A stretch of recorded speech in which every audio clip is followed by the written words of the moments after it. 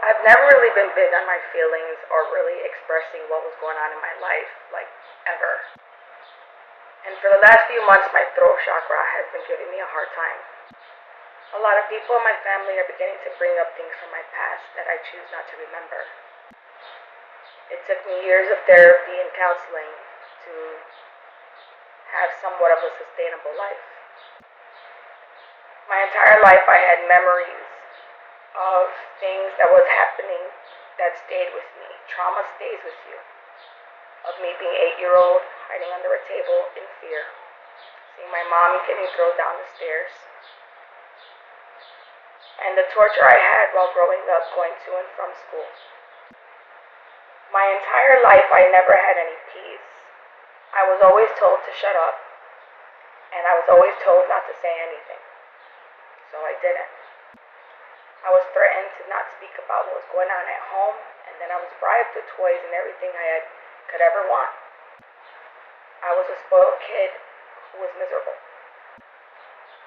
My mother was an addict, but she became that way because of family. She also had a learning disability since she was 2 years old, so she didn't know no better. The family also took advantage of my mother and myself. Yet I was a child walking around the earth with no one else knowing what was actually happening at home. There is always people trying to put their 2 senses where they don't belong. But sometimes you need to learn the full picture before you have an opinion. I had family that came to school with me also.